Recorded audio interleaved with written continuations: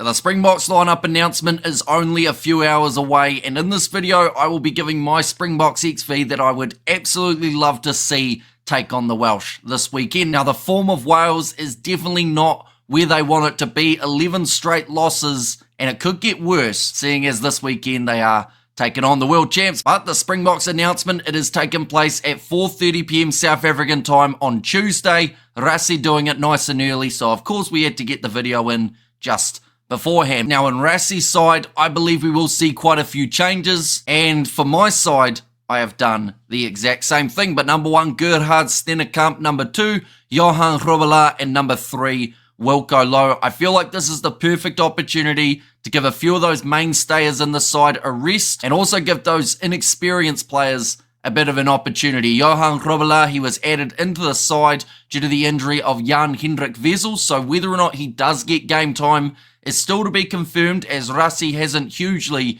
used his injury replacements. But Gerhard Stennekamp, he's been coming off the bench in the last 2 games. Wilco Louw started the last match up against the English. I felt he had a really strong game from the get-go, making a lot of tackles throughout that first 40 minutes. And then Grobbelaar, the one thing that I'm slightly concerned about is that line-out accuracy. So that is why with the replacement hooker, I've gone with someone who is known for their line-out accuracy. But jumping into the locking duo, this is where I've made 2 switches compared to what we saw last week. It was Eben Etzebeth and Argas Neyman starting together in a side for the first time ever. This week, I have gone with Jean Klein as the number 4 and number 5, Franco Mostert. Now, Klein is a little bit similar in some departments to Johan Grobbelaar. He was brought in as an injury cover for Ruan Nokia, so whether he is going to get some minutes is still yet to be determined, but I would certainly play him. Give Eben Etzebeth a bit of a spell. At the end of the day, you don't get nominated for World Player of the Year without putting some minutes out there on the park. In the 5 jersey, I've gone with Franco Mostert. His first game back was up against the Scottish, returning from a long injury layoff. Didn't really find his rhythm in that game, but then saying that, Scotland, they are known for being pretty strong in those line-out steals, putting Mostert under pressure from the get-go. This Welsh side, no one really knows what to expect from them, but the sad reality is, it's probably not going to be that good.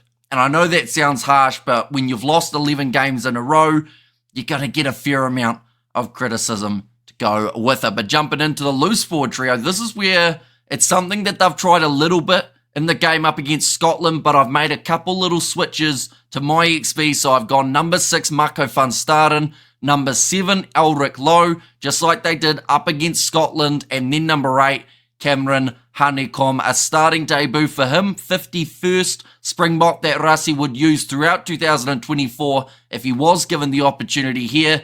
He's a fantastic player throughout the URC, and up against a side like Wales, this is the perfect introduction game for Cameron Hanekom. He was brought in as injury cover for Damien Willemse. Yes, it doesn't really make sense position-wise, but eventually the squad leveled out to the same amount of players as it was going to be. But I think that Hanekom up against Wales, honestly, he has potential of being man of the match. And for a starting debut, that would be quite the statement to make to Rassie and the supporters. But into the backline now, this is something that I actually tried to go with.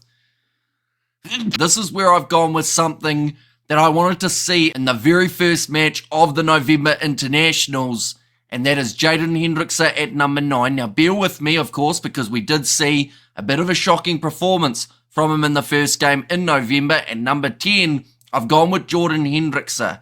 Now, that is a combination that in 5 years' time, we could actually see quite a bit of. Now, at the moment, it seems like it's not quite ready. Hendrikse in the game up against Scotland was under huge pressure, and most of the time just dropping the ball in open play was definitely not getting him selected in many people's sides moving forward. But I do think that that combination, not just because Rassie, I think, will give Hendrikse some more minutes, but also because I feel like him partnering with his brother Jordan would actually be a really cool 9-10 combo for this game up against the Welsh, because they'll either go Sam Costello or they'll go Gareth Anscombe, and then at number 9, there's about 3 players that they could look at. But overall, I don't think it's going to throw a huge amount at South Africa here, so why not give the Hendrikse brothers an opportunity, see whether or not they can control the game up against this Welsh side. Moving into the centres, number 12, I've gone with Andre Esterhuizen, and number 13,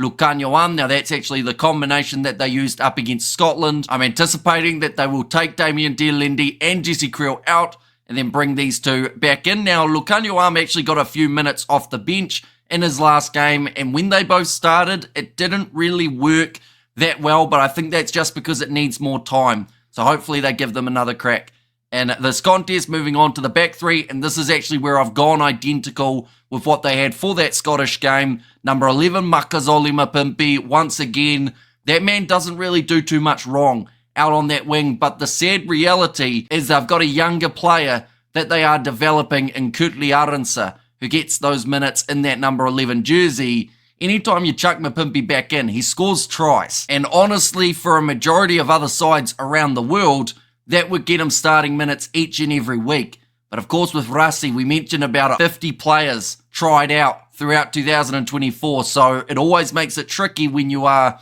a consistent performer, but in a position that is so stacked. I mean, we haven't even seen Edwald van der Merwe come back into the running. There are a few other guys that could take on that 11 jersey in the future as well. But while Makazole Mapimpi is around, I think he's going to be a great safe option for that number 11 jersey. Number 14, Kanan Moody. He was extremely strong under the high ball up against Scotland. And in this game, more than likely, if they do kick it to the left wing for the Welsh, we could see a contestable battle. If they kick it to the Welsh right wing, though, that is where last week we saw Tom Rogers look extremely strong under the high ball. So I do actually anticipate Makazole Mapimpi having to contest a little bit more than Kanan Moody, but when Moody goes up, normally comes down with the ball. So that is exactly why I've got him at 14. Of course, it is harsh on Cheslin Kolbe, but at the end of the day, that man has been there, done that when it comes to scoring tries up against any opposition. So this is the type of game that you can develop those next guys,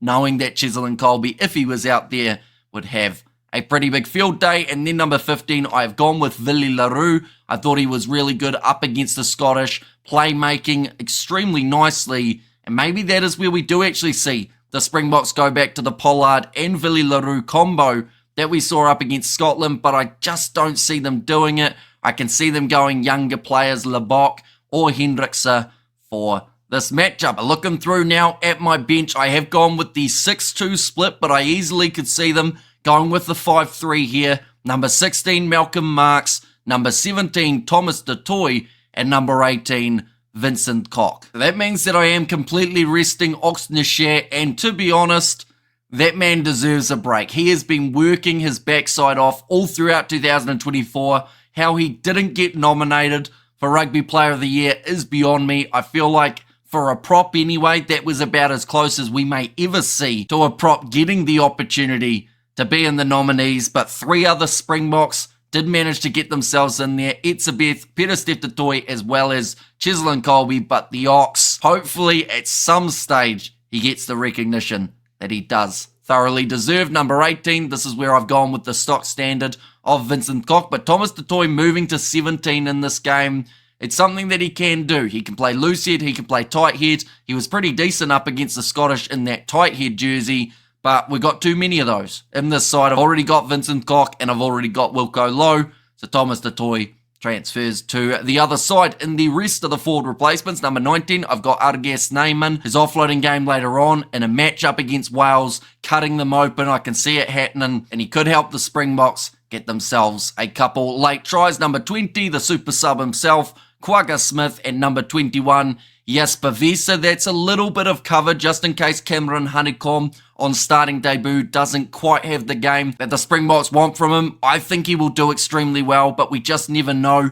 how a player will take to international rugby for their debut. So that is the safety net off the bench of having Jesper Wiese. But that means I've only got two back replacements. Number 22, I've got Grant Williams, and number 23, Andre Pollard. A little bit the same with Pollard in regards to the starting 10 and Jordan Hendrikse having that backup option for the kicking, but Hendrikse normally slots them over pretty safely throughout the URC and the Currie Cup, so I don't see this game being any different. But nonetheless, do let me know who you would have in your Springboks XV as well as your reserves. Like I said, the side is being announced in only around 4 hours time, so if you are new to the channel, Be sure to leave a like and subscribe because we are going to be announcing it as soon as it has come out. And it will be interesting to see how close this lineup is, as well as the lineup prediction that we did earlier on in the week for who we think Rassie Erasmus will be selecting. But thank you all very much for tuning in. If you did enjoy, be sure to leave a like and subscribe. We will be doing the live commentary on the channel as well for the game, so be sure to check that out, and I will see you all for the next one.